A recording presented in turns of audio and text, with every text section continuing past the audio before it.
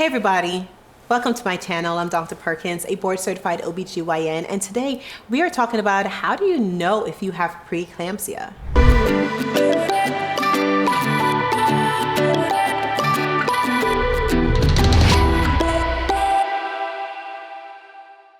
By the end of this video, you will know the signs and symptoms of preeclampsia, who is at risk for preeclampsia, how preeclampsia is diagnosed, if you have preeclampsia, can you have a vaginal birth, and what to do if you suspect that you have preeclampsia and your doctor will not listen. All right, so what is preeclampsia? Preeclampsia is a condition where your internal organs are suffering in the presence of high blood pressures. But before we dive into that quite deeply, I want to explain the difference between blood pressure issues in pregnancy and preeclampsia so you can have a good understanding of what those different presentations can look like. And so in pregnancy, we expect you to be able to live your life, exercise, do all your activities without having any large fluctuations in your blood pressures. When you're young and healthy, your body is really able to accommodate the changes that may happen in our regular lifestyle without really causing an imbalance to your vitals, including your blood pressures. And so some people may start to develop high blood pressure regardless of their activities, regardless of their stress levels that are specific to the pregnancy. With that, regardless of whether or not you're at rest, you're super active, or super stressed or not, your blood pressures may rise to levels that are greater than what is considered to be normal. So what are those levels? Well, if blood pressures rise above 140 systolic over 90 diastolic, that means the top and bottom numbers, then you now have blood pressures of pregnancy. With that, blood pressures may continue to rise in a direction that can really be dangerous for someone who is young and healthy. With high blood pressures, you can then start to develop issues internally that are outside of your vitals that may lead to your liver not functioning well, your kidneys not functioning well, and they may also start to affect the brain and may lead to having other problems such as seizures or even a stroke. So what are the signs and symptoms of preeclampsia?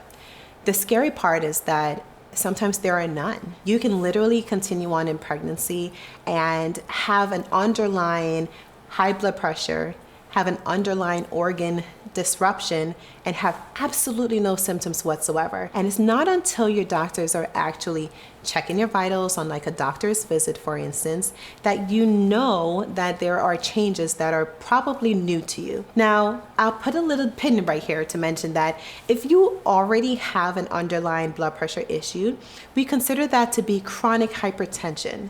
And this is usually known before you actually start your pregnancy. There are a small subset of people who actually do not know, or they will find out that they have chronic hypertension in early pregnancy.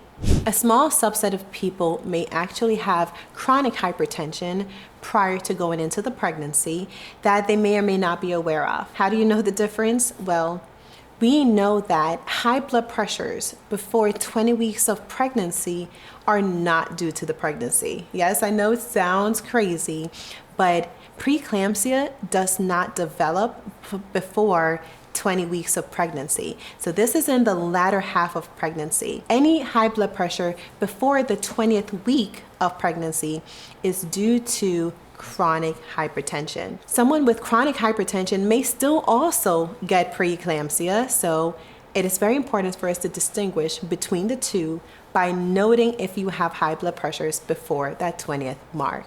For those who do experience symptoms in pregnancy that are due to preeclampsia, this is what is most often noted.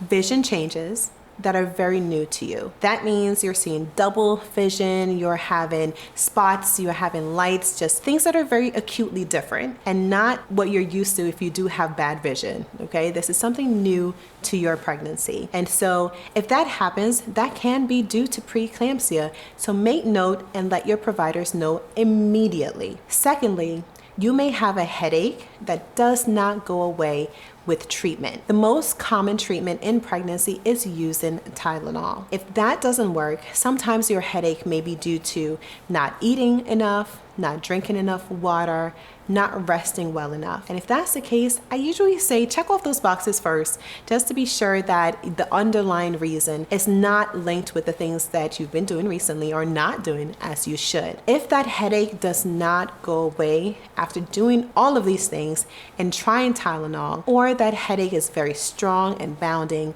please tell your doctors right away, because this can be very well linked with preeclampsia. Thirdly, you may start to have pains in your chest area, especially right under the right breast. And this may be due to having an inflamed liver, which your liver is on the right side. And so if preeclampsia is affecting the liver, the capsule can become so inflamed and irritated that it causes a constant pain on that right side.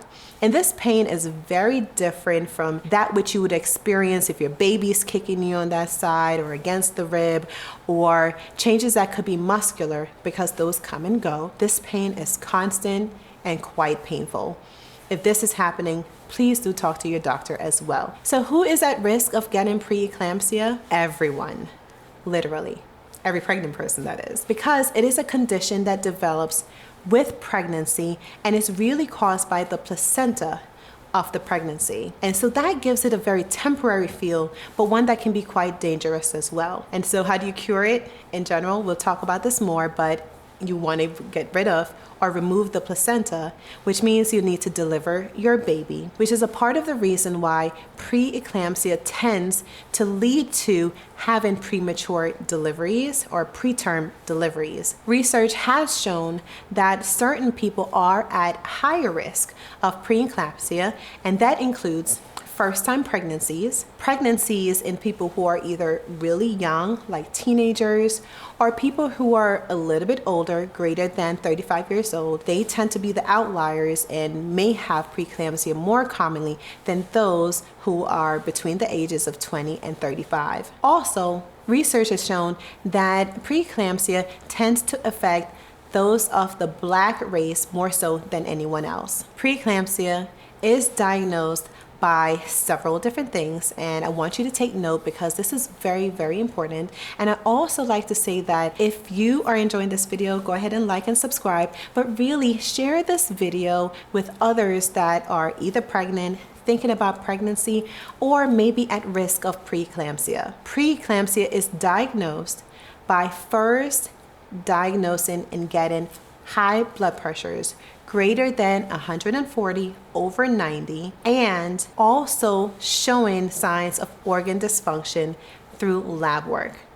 And so with that, it is important that your doctors will take a lab sample, take a blood sample, check for things like liver function, particularly your AST and ALT levels, as well as kidney function by checking your urine for protein levels.